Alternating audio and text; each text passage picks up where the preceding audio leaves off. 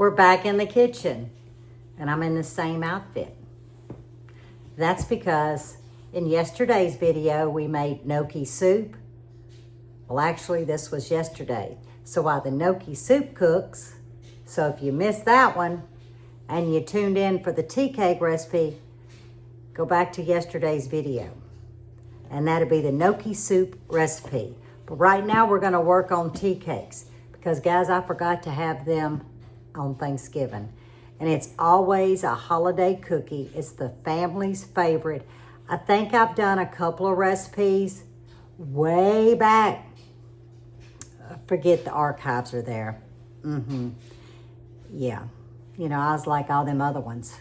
Well, let's say all them other ones who didn't know what they were doing with the camera. Well, I still don't know, but I know a lot more today than I did then. So we're gonna make old-fashioned tea cake cookies.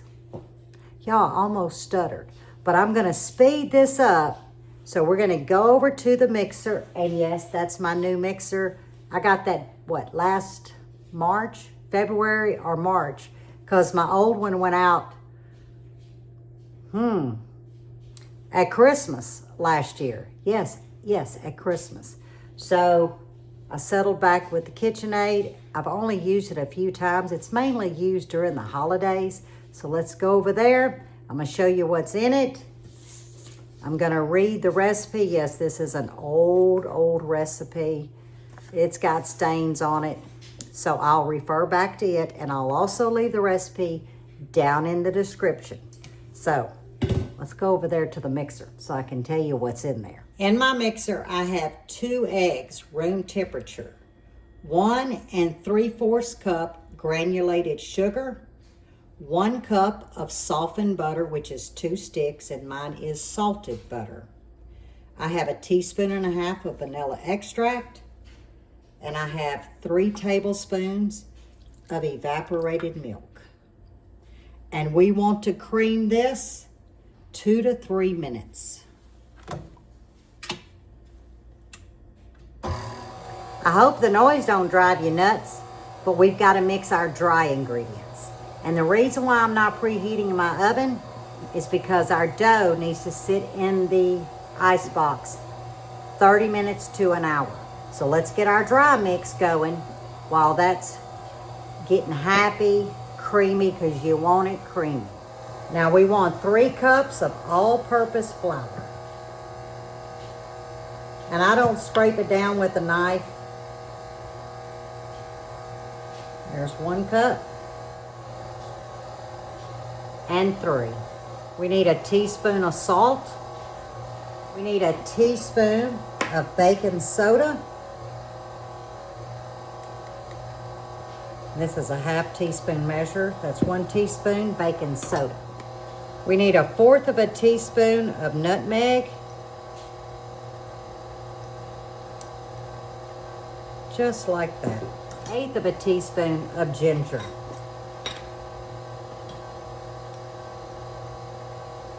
Just like that. Now we're gonna mix these dry ingredients very well.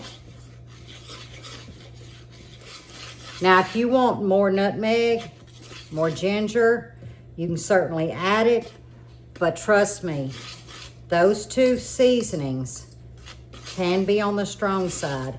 And these tea cakes, you just want that little hint, but you don't want it to overpower your cookie. Can y'all see how creamy? That's the consistency you're looking for. Now we're gonna go in with our dry mix a little at a time. And just so I'm not wearing flour, I always put a towel over. Okay, we're gonna add a little bit more.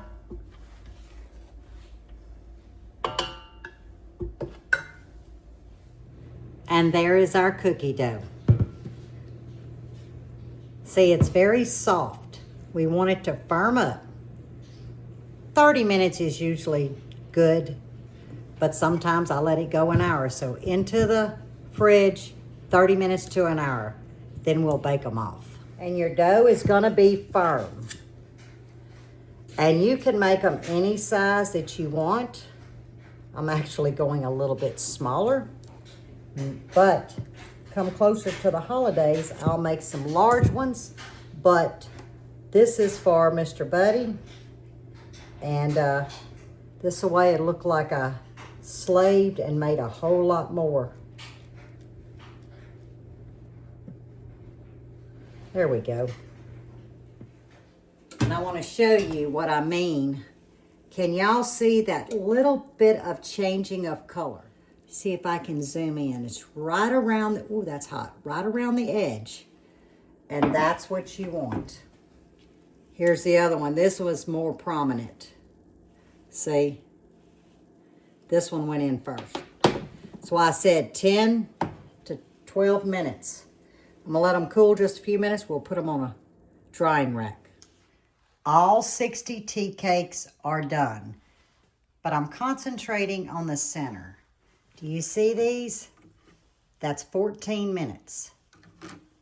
You don't want that, but I mean, they're still good. So I'm gonna actually separate them and this one here from the rest, and I'm gonna put them in a different cookie jar, and I will eat those with my coffee. But you don't want them like this. Even though that looks like a great cookie, it's not a tea cake. This is a tea cake. Very, very blonde. Well, you can really see that difference. But when they cool, I'm gonna fill up Santa Claus, and I'm gonna take a half a piece of bread, just a half a piece of bread. And then once I put the cookies in the cookie jar, no matter what cookie jar you have, put a half a piece of bread in that cookie jar with those cookies. Your cookies will not get stale. They won't get crunchy. They will stay moist and delicious. So a lot of you may know that trick. My sister taught it to me 40 years ago. So a half a piece of bread is going to go in the cookie jar. The darker cookies are going to go into a small container by the coffee pot. That's going to be my treat for my afternoon coffee. But I'll leave the recipe down in the description just in case you guys want to make it. But as always, stay safe, stay well, and God bless. And I will see you guys on the next one.